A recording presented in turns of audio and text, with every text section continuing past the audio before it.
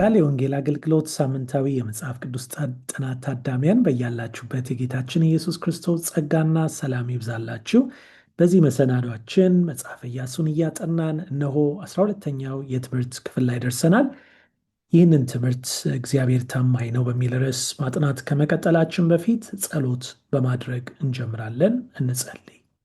እግዚአብሔር አፍቃሪ አባታችን እጅግ አድርገን እናመሰግናለን። አንተ በምሕረት ባለጸጋ የሆንክ መልካም አምላክ ስለሆንክ፣ ታማኝነት ደግሞ ብዙ፣ በፍቅርህም ተወዳዳሪ የሌለ መልካም አባት ስለሆንክልን እናመሰግናለን። አሁንም ቃልን ስናጠና አስተምረን፣ ለልቦናችን አንተ ተናገረን፣ በእውነት ቃል እንድንኖር በታማኝነትም ደግሞ እንድታሳርፈን እንጸልያለን። በጌታ በኢየሱስ ክርስቶስ ሕያውና ዘላለማዊ ስም አሜን። እግዚአብሔር ታማኝ ነው ይላል የጥናታችን ርዕስ። መሪ ርዕሳችን ወይም መሪ ጥቅሳችን ደግሞ የሚገኘው ከኢያሱ ምዕራፍ 21 ላይ ቁጥር 45 እንዲህ የሚል ይሆናል። እግዚአብሔር ለእስራኤል ቤት ከተናገረው መልካም ነገር ሁሉ ተፈጸመ እንጂ ምንም አልቀረም ይላል። ሁሉ ተፈጸመ እንጂ ምንም አልቀረም በማለት የተናገረው የእግዚአብሔር ቃል መሪ ጥቅሳችን ይሆናል። እንግዲህ ኢያሱ በዕድሜው እጅግ እንደሸመገለ እናያለን። ከምድሪቱም ያልተወረሱ መሬቶች እንደነበሩ ቃሉ ይናገራል። ኢያሱም አዲሶቹን መሪዎች ዘመቻውን እንዲቀጥሉ ለማበረታታት እንዳሳሰባቸው ደግሞም ሰብስቦ እንደመከራቸው እንመለከታለን። ድልን የማግኘት አቅም የነበረው በእነርሱ ሳይሆን በእግዚአብሔር ዘንድ እንደሆነም ያስታውሳቸዋል። ስለዚህ እስካሁን የተገለጠውን የእግዚአብሔርን ታማኝነት እያወሳ ወደፊትም እንዲሁ እንደሚቀጥል ያረጋግጥላቸዋል። ነገር ግን በዚሁ ስለሚያጋጥማቸው አደጋዎችም ያስጠነቅቃቸዋል። እውነታው ግን የነበረው አደጋ በፊትም አሁንም ተመሳሳይ እንደሆነና ይህ አደጋ ዛሬም እኛም የምንጋፈጠው እንደሆነ ነው። ይህም ለእግዚአብሔር ታማኝ አለመሆን፣ ለእግዚአብሔር ታማኝነትን ለሱ የምንሰጠው ምላሽ አለመታመን ሆኖ በሚቀርብበት ጊዜ የሚከሰት ሆኖ እናገኘዋለን። እንግዲህ ይህን ትምህርት ማጥናት ስንቀጥል በቅድሚያ የእግዚአብሔርን ታማኝነት በማስመር እንጀምራለን። ኢያሱ ምዕራፍ 21 ከቁጥር 43 እስከ 45 ላይ በሚገኘው ክፍል ይህ አጽንኦት ተሰጥቶት ቀርቧል። ቀጥለን ደግሞ እግዚአብሔር ያደረገውና ወደፊት የሚያደርገውን ነገር በኢያሱ ምዕራፍ 23 ከቁጥር 1 እስከ 5 እናያለን። የታማኝነት ዋጋ ደግሞ ምን እንደሆነ በኢያሱ ምዕራፍ 23 ከቁጥር 6 እስከ 10 ካየን በኋላ ማድረግ የሚገባንን ነገር ደግሞ ኢያሱ ምዕራፍ 23 ከቁጥር 11 እስከ 14 ይዘረዝርልናል። በመጨረሻም ያለመታመን ቅጣትስ ምንድን ነው በሚለው ኢያሱ ምዕራፍ 23 ከቁጥር 15 እስከ 16 ያለውን አይተን እንጨርሳለን። እንግዲህ በዋናነት ይህ ጥናታችን በኢያሱ ምዕራፍ 23 ላይ ያተኮረ ይሆናል ማለት ነው። በዚህ ቅደም ተከተል መሰረት ወደ ጥናታችን ውስጥ እንገባለን። እንግዲህ የእግዚአብሔር ታማኝነት፣ እግዚአብሔር ለእስራኤል ቤት ከተናገረው መልካም ነገር ሁሉ ተፈጸመ እንጂ ምንም አልቀረም የሚለውን የኢያሱ ምዕራፍ 21 ቁጥር 45 ጥቅስ ይዘን ስናይ እግዚአብሔር ለእስራኤል ምድሪቱን ሁሉ ሰጥቶ ነበር ይለናል።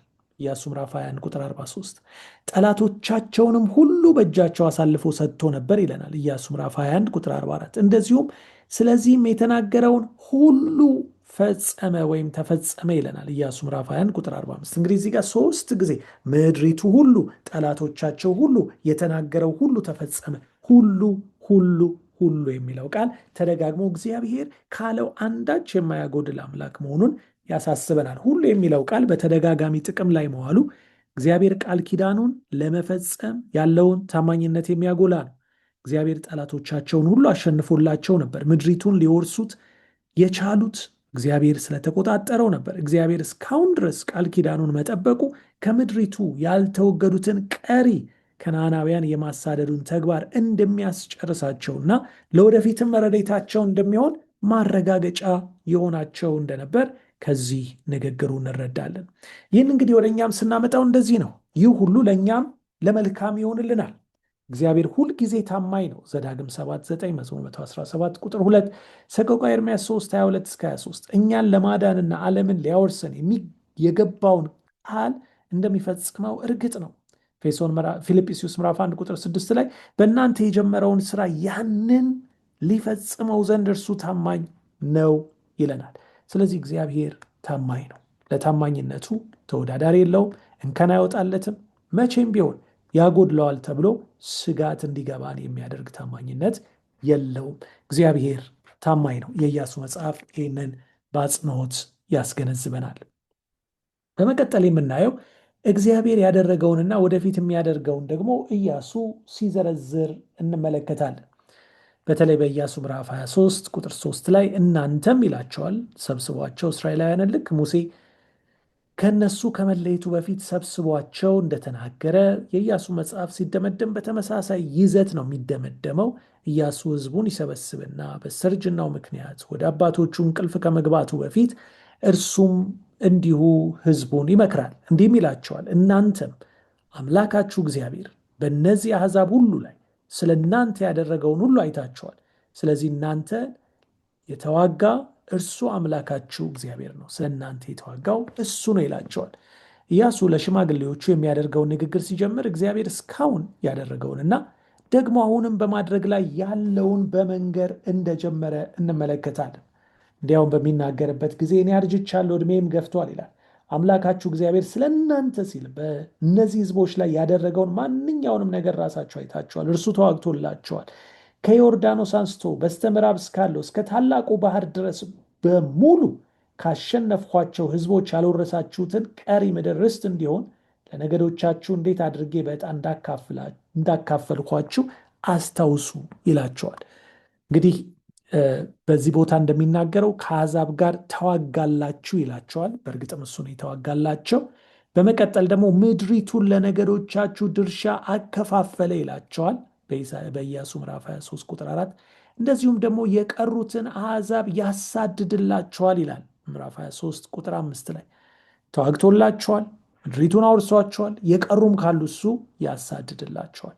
ይህን ሁሉ እስካሁን የተደረገውና ወደፊት የሚደረገውን ከእስራኤል በሚጠበቅ በአንድ ቅድመ ሁኔታ ላይ የተመሰረተ ሆኖ አልተፈጸመም።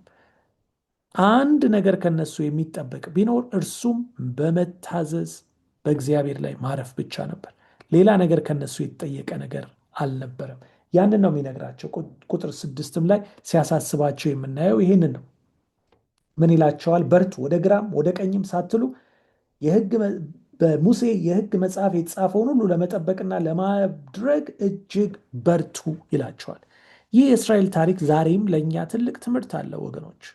እግዚአብሔር በኢየሱስ መስዋዕትነት በኩል በኃጢአት ላይ ድል ከነሳና መዳናችንን ካረጋገጠልን ሰንብቷል። ቆላስይስ ምዕራፍ 2 ቁጥር 15 ላይ ደን ስንመለከት ሳለ በጌታችን በኢየሱስ ክርስቶስ ሰማይና ምድር እንደታረቁ ይናገራል ቃሉ።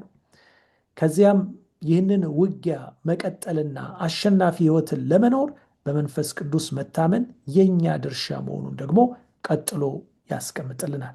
በሁለተኛ ቆሮንቶስ ምዕራፍ 10 ከቁጥር 3 እስከ 5፣ በኤፌሶን ምዕራፍ 6 ከቁጥር 11 እስከ 18 ስንመለከት በእርግጥም በጌታችን በኢየሱስ ክርስቶስ ድል ሁሉ የተሰጠን ሆኖ ሳለ ነገር ግን ያንን ድል ይዘን ደግሞ እኛ ሄደን ምርኳችንን እንድንበዘብዝ ድሉን የራሳችን እንድናደርግ ደግሞም በነፃነት ኖረን የሰጠንን ርስት እንድንወርስ እግዚአብሔር አቅም ኃይል እንደሰጠን እናያለን። ስለዚህ እግዚአብሔር ያደረገውን በማሰብ ወደፊት የሚያደርገውን በመታመን አሁን ላይ ከእርሱ ጋር ሆነን የእሱ ሐሳብ በሕይወታችን እንዲፈጸም ልንተጋ ያስፈልገናል ማለት ነው። እንግዲህ የታማኝነት ዋጋው ምንድን ነው ካልን በምዕራፍ 23 ቁጥር 10 ላይ አምላካችሁ እግዚአብሔር እንደተናገራችሁ ስለ እናንተ የሚዋጋ እርሱ ነውና ከእናንተ አንዱ ሰው 1000 ሰው ያሳድዳል ይላል።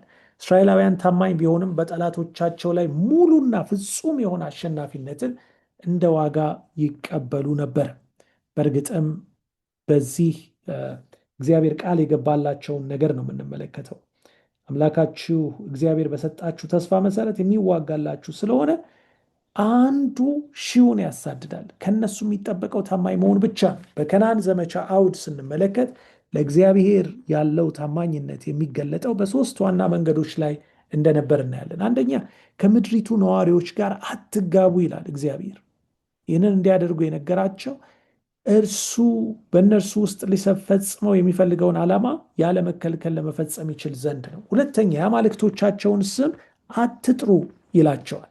ከእነሱ ጋር አትጋቡ፣ የአማልክቶቻቸውን ስም አትጥሩ። ቀጥሎስ በኢያሱ ምዕራፍ 23 ቁጥር 7 3ኛው ክፍል ላይ አማልክቶቻቸውን ደግሞ አታምልኩ በማለት ይናገራል። የሚገርም ነው።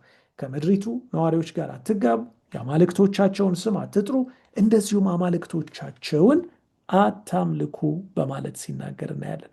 እንግዲህ እነዚህ ምን ያህል አንዱ ወደ ሌላው እየመራ የሚሄድ እጅግ የሚጨምር የሚቀጥል የኃጢአት ጎዳና እንደሆነ ልብ ልንል ያስፈልጋል። መንፈሳዊ ንጽህናን ማስጠበቅ ነበረባቸው። ከምድሪቱ ነዋሪዎች ጋር ቢጋቡ ቀጥሎ የሚመጣው አማልክቶቻቸውን መፈለግ ይሆናል። ከዛ በኋላ ደግሞ አማልክቶቻቸውን ወደ ማምለክ ይሳባሉ። የሰለሞን ውድቀት የጀመረው በዚህ መልኩ እንደዚሁ እንደነበር አንደኛ ነገሥት ምዕራፍ 11 ቁጥር 4ን ስናነብ እናገኛለን። ስለዚህ በጣም በጥንቃቄ አካሄዳችንን እንድንፈትሽ ነው የሚያስተምረን። ስለዚህ እኛም ክርስቲያኖች እነዚህን ተመሳሳይ ምክሮች እንድንከተልና ከማያምኑት ጋር በትዳር እንዳንተሳሰር መጠንቀቅ እንዳለብን ሁለተኛ ቆሮንቶስ 6:14-16 ይናገራል። ብዙ ጊዜ እንዴት አብራችሁ ትጠመዳላችሁ ሁለት አብራችሁ ማትሄዱ በማለት ይናገራል። እዚህ ጋር እንደምታዩት ትልቅ በሬና ትንሽ አህያ አብሮ አይጠመድም፣ ምክንያቱም እኩል ቁመትም እኩል ሂደትም ስለሌላቸው አስቸጋሪ ይሆናልና።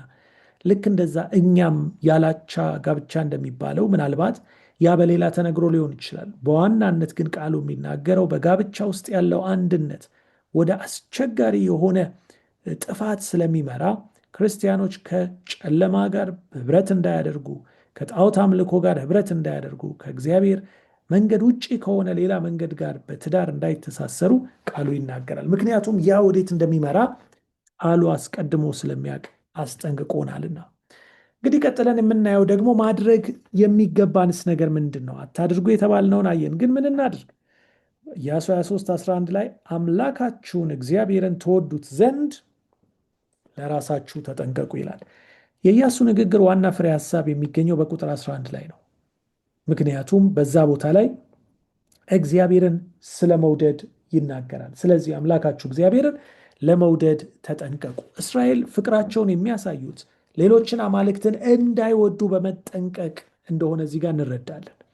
ይህም ደግሞ ለእነርሱ አደገኛና ጎጂ የሆነ ነገር ስለሆነ ነው እግዚአብሔር የከለከላቸው። ከቁጥር 12 ጀምረን ስናንም ነገር ግን ከእርሱ ተመልሳችሁ ተርፈው በመካከላችሁ ከሚገኙት ከእነዚህ ሕዝቦች ጋር ብትተባበሩ፣ በጋብቻ ብትተሳሰሩና አምላካችሁ እግዚአብሔር ከሰጣችሁ ከዚህች መልካም ምድር እስክጠፉ ድረስ ወጥመድና እንቅፋት፣ ለጀርባችሁ ጅራፍ፣ ለዓይኖቻችሁ እሾህ ይሆኑባቸዋል ይላል። በተጨማሪም ኢያሱ የእግዚአብሔርን ፍቅር የሚጨምርን ነገር አስቀምጦ ነበር። እርሱም የእግዚአብሔርን ታማኝነት ማሰብ ነው። ቁጥር 14 ላይ ግን እንደዚህ ይላል፣ እነሆ አሁን የምድርን ሁሉ መንገድ ልሄድ ነው። አምላካችሁ እግዚአብሔር ከሰጣችሁ መልካም ተስፋ ሁሉ አንዲቱ እንኳን አላስቀረባችሁ። ስለዚህ በፍጹም ልባችሁ በፍጹም ነፍሳችሁ ታውቃላችሁ፣ አንዱንም ሳይቀር ሁሉም ተፈጽመዋል በማለት ይናገራቸዋል። ዛሬም ደግሞ ፍቅሩን የሚጨምር የበለጠ ጉዳይ አለን። እርሱም የኢየሱስ ተምሳሌትነት ነው። ጌታችን ኢየሱስ ክርስቶስ ስለኛ የከፈለው ዋጋ፣ እንደዚህ ያለ ፍቅር ማንም ለማንም የለውም የተባለለትን ታላቅ መውደድ ጌታችን ኢየሱስ ክርስቶስ ሰጥቶናል። ያን ፍቅር ስናስብ ለፍቅሩ የፍቅርን ምላሽ እንድንሰጥ ደግሞ ግድ ይለናል። እግዚአብሔር ለፍቅሩ ምላሽን ከሚሰጥ ሰው ጋር ሁሉ የግልና የቀረበ ግንኙነት ውስጥ መግባት ይፈልጋል። እርሱ ለሁሉ የሚያሳየው ፍቅር ለእኛ ፈቃደኝነት ወይም የእርስ በርስ መዋደድ ደግሞ መሰረት ነው። ስለዚህ የእርሱ ፍቅር ለእኛ ፍቅር፣ ለእኛ ለእርስ በርስ መዋደዳችን፣ ወደ ውጭ ይዘነው ለምንወጣው መልእክታችን፣ በዛ ፍቅር ላይ መመስረታችን፣ ለዛ ፍቅር የምንሰጠው ምላሽ እጅግ ቁልፍ ሚናን እንደሚጫወት ከዚህ እንረዳለን። እንግዲህ በመጨረሻ ያለመታመንን ቅጣት ደግሞ በፊታችን ይዘረጋል። እንግዲህ በዚህ ሁሉ ወደ እርሱ ለመቅረብ እምቢ አሻፈረኝ ካልን ምንድን ነው የሚጠብቀን ካልን አምላካችሁ እግዚአብሔር የተናገረው መልካም ነገር ሁሉ እንደደረሰላችሁ አምላካችሁ እግዚአብሔር ከሰጣችሁ ከዚች ከመልካሚቱ ምድር እናንተን እስኪያጠፋችሁ ድረስ እግዚአብሔር እንዲሁ ክፉ ነገር ያመጣባችኋል በማለት ይናገራል። ኢያሱ ንግግሩን ሲጨርስ ስላለመታዘዝ ውጤት በሚያስጠነቅቁ ከባባድ ቃላት ነበር የጨረሰው። ይህም የእግዚአብሔርን ቁጣ በመቀበል ነው። ምክንያቱም እግዚአብሔር ክፋትን አይቶ ዝም ማለት አይችልም፣ የሚወዳቸውን ያጠፋበታልና። በተስፋይቱ ምድር ውስጥ ቃል ኪዳኑን በግልጽ ማፍረስ ውጤቱ የያህዌን ቁጣት ማነሳሳት እንደሆነ በደንብ አስታውቋቸዋል። እግዚአብሔር ልጁን እንዲሰጠን የመራው ይኸው ፍቅር በግትርነት ከኃጢአት ጋር ሊጣበቁ በሚወዱት ላይ ደግሞ ቁጣን ያመጣባቸዋል ተብሎ ተጽፏል። ስለዚህ እስራኤልም በውድቀቱ ምክንያት ቅጣቱን ተቀብሎ ያውቃል። እኛ ዛሬ የተሻለን ታሪክ የመጻፍ ዕድል አለን። ለእርሱ ታማኝ ሆነን መቆየትና በፍቅሩ መኖር እንድንችል ደግሞ በፍቅሬ ኑሩ በማለት ጌታችን ኢየሱስ ክርስቶስ ይጠራናል። እንግዲህ የቁጣው እሳት እንዳጠፋቸው፣ ምክንያቱም አጥፊ የሆነውን ነገር በመምረጣቸው እኛም ተመሳሳይ የሆነ ምርጫ እንዳንመርጥ ይህ ታሪክ ያስጠነቅቀናል። እንግዲህ ስንቋጭ እንዲህ በማለት እንጨርሳለን። ደስታችሁ፣ ሰላማችሁ፣ ሐሴታችሁና በዚህ ሕይወት የሚኖራችሁ ስኬት በሙሉ የሚወሰነው በእግዚአብሔር ላይ በሚኖራችሁ ልባዊ በሆነ መታመን ላይ ነው። ይህ እምነት የእግዚአብሔርን ትእዛዛት ለመታዘዝ እውነተኛ መታዘዝን ያስከትላል። በእግዚአብሔር ላይ ያላችሁ እምነትና እውቀት ከክፉ ልምምድ የሚያግድ ጠንካራ ገደብና ለመልካም ሥራ ሁሉ ዋናው ማነሳሻ ነው። ኢየሱስ ኃጢአታችሁን ይቅር እንደሚል ሊያዘጋጅላችሁም በሄደው በመኖሪያችሁ ውስጥ ነፍሳችሁ እንድትረካ የሚፈልግ እንደሆነ እመኑ። በእርሱ መገኘት ውስጥ እንድትኖሩ ይፈልጋል። የዘላለም ሕይወትና የክብር ዘውድንም እንድትቀዳጁ ይፈልጋል ይለናልና እንግዲህ ወደዚህ የእርሱ ሐሳብ በሙላት እንድንደርስ በሱ በሚመራን መንገድ ሄደን የሙሉ በረከቱ ተካፋዮች እንድንሆን እርሱ አንዳች አላስቀረብንምና እኛም አንዳች እንዳይጎልብን እግዚአብሔር በጸጋው ይርዳን። ጌታ ይባርካችሁ።